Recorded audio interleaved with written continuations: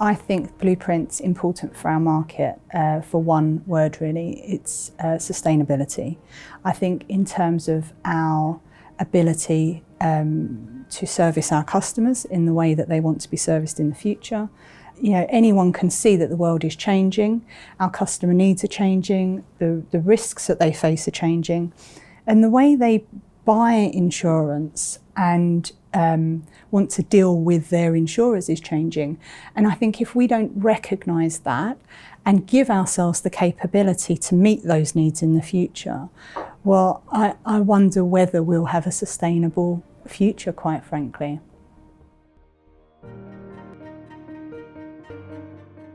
So I would say data mindset is the priority, but I also think adoption ready is so important, becoming adoption ready, preparing people for change, because no transformation project is easy.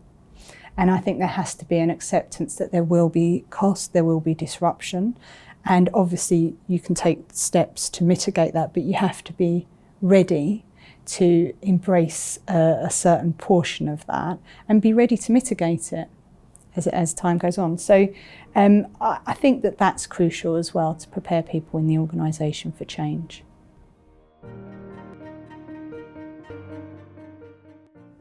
I'm definitely not expecting it to be smooth. I think that we will need expertise that we may not have already. We may need to, to accept some disruption in our day-to-day business, and it's a resource pinch, quite frankly. Sourcing that expertise won't be easy, and I think across the market I'm hoping that momentum is going to attract more people to our market who have the expertise that we're going to need.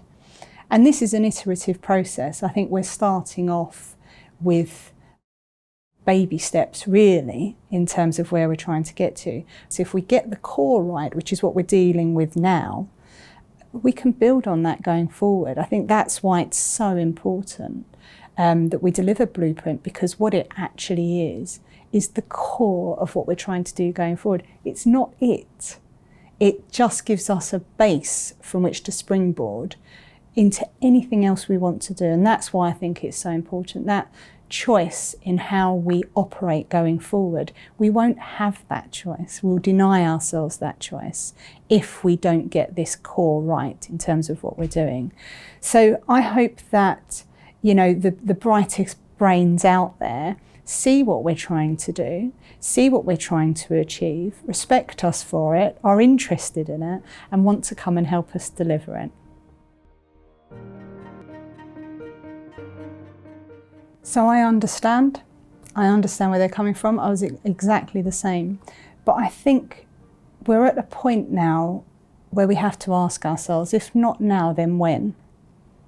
If we don't do it now, this is the most momentum we've ever had that I've seen. I've been in the market 25 years. I've seen us attempt similar multiple times. This is the best chance I think we've got of delivering this. If not now, when? I feel that, particularly in Lloyd's, there is a failure is not an option attitude. I think that everyone is so focused on making this happen. And I've seen firsthand, because I've had the opportunity to be involved in some of the committees and the discussions very close up, I've seen how much work is going on behind the scenes. I mean, this is moving. The market, your average market participant, may not recognise that, but I've seen how much work has already been done and how much is planned to be done as well. So I think we're aiming for the right things. I think we started with very visionary statements, which was right to set the tone for what we were trying to achieve. I think people had to understand this was big and this was real change this time, multiple areas of change.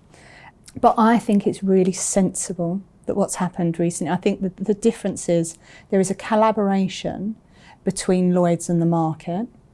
I think the feedback's being listened to, and I think you can see that people have asked for more tangible benefits to be made clear to them and to be elucidated on. I think that people have asked for maybe some paring back in some areas and some focus on the real areas of importance. I think that we've done that as well. So for me, we're aiming at the right target. We've got the right people around the table to make it happen. We've got goodwill across the market because I think most people, the large majority of people want this to happen. And now we just need to get on and do it.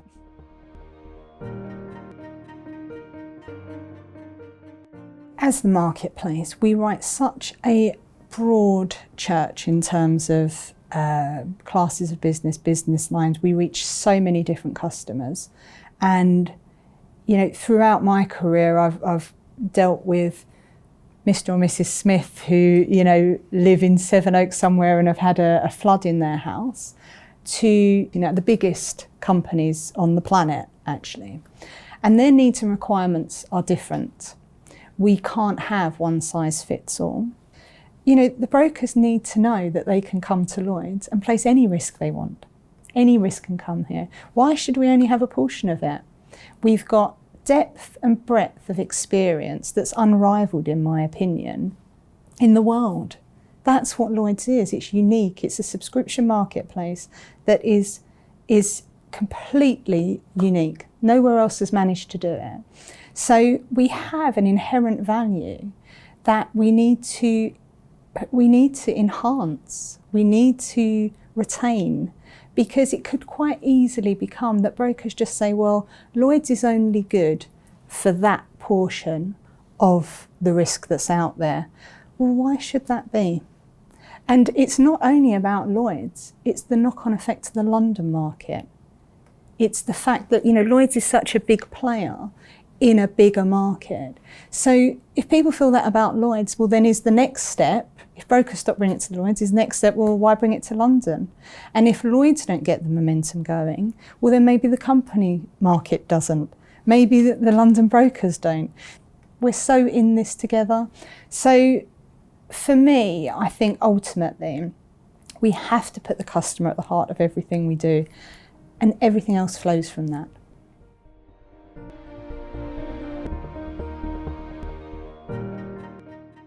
I think we have to recognise that the future of the market is not about us, actually. It's about who we're going to attract into the market. We're talking about sustainability 10, 20, 30 years' time, but it's not about us, is it? So it's not really about what we want. It's about what the new customers want, the new employees want, the whole new movement wants. It's not really about us. So for me, that's where the sustainability comes into. I just can't see that we're sustainable without it, not in the way that we'd want to be.